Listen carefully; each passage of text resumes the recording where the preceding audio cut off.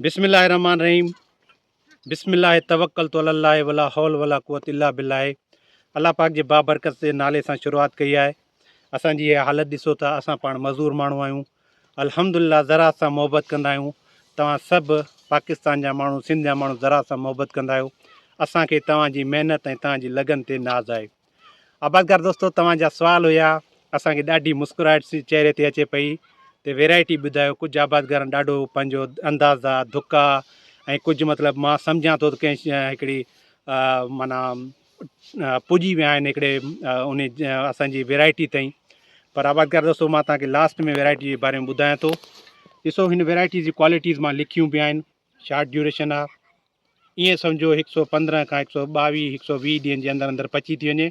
पर जॾहिं बि असांजो मतिलबु थींदो आहे, मतिलबु टेम्परेचर अॻिते पहुचे थींदो आहे, त असांजी वैरायटी उहा वैरायटी मतिलबु कुझु ॾींहं वधीक या कुझु ॾींहं घटि वठी सघे थी। ॿी ॻाल्हि इहा आहे, हिन वैरायटी जी हिन जी खाइण जी क्वालिटी एक्सीलेंट क्वालिटी आहे। ठीकु आहे, जीअं मां IV3 जे नाले चवंदो आहियां त खाइण जी क्वालिटी एक्सीलेंट आहे, हिन जी बि क्वालिटी एक्सीलेंट आहे।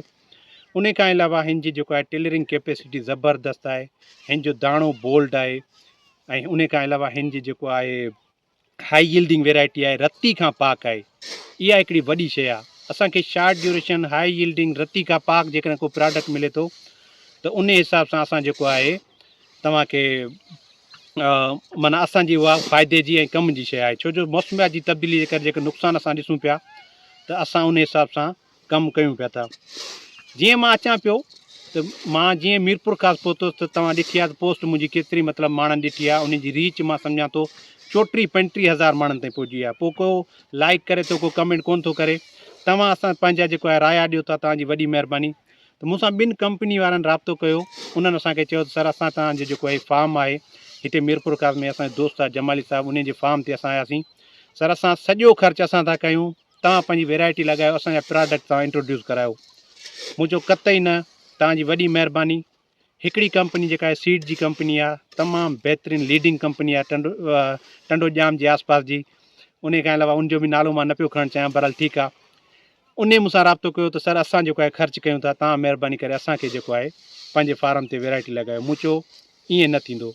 आबादगार दोस्तो, 2 NP था ॾियूं 2.5 एकड़नि ते। NP ऐं DAP वॾा कास्टली आहिनि, असां तव्हांखे चऊं था। पर हिकु त असांजी ॿनी भली आहे। सर, थोरो ॿनी वारे पासे ॾेखारियो। हीअ ॾिसो तव्हां, ॿनी में बंजू ॾिसो। हीअ असांजी हिकिड़ो त ॿनी बहितरीनु ॿनी आहे। ठीकु आहे, हीअ असांजो पीस आहे। विच खां असां ॿनो कढंदासीं। हीअ असांजो पीस आहे 2.5 एकड़, 2.25 एकड़, या मतिलबु जेको बि थींदी ॿनी, उन जे लाइ असांजो 30 kg फी एकड़ जरेब जे लाइ, 60 kg फी एकड़ जे लाइ असांजो ॿिज आहे। पोटाश बि ॾियूं पिया, ज़िंक बि ॾियूं पिया, उन में सल्फर बि आहे। क्वालिटी प्रोडक्ट आहिनि। जेतिरा इनपुट ज़्यादा ॾींदा। ॾिसो, NP असां 2 इन करे लॻायूं था, ॿनी असांजी सुठी आहे ऐं कास्टली आहे, त असां उन हिसाब सां बर्दाश्त नथा करे सघूं। इहा तव्हांखे ॿुधायूं, छाकाणि त असांजा हीअ ट्रायल जा आहिनि न। ठीकु आहे, असांजो मतिलबु हीअ सिस्टम अहिड़ो आहे जो आबादगारनि वटि लॻायूं था, आबादगार उहो ख़र्चो बि पूरो करे सघे न। ऐं हीअ वैरायटी असांजी जेका आहे मीरपुर ख़ासि, सांगड़, उमरकोट, टंडो अलियार या आसपास जा जेके माण्हू हूंदा उन्हनि जे लाइ आहे।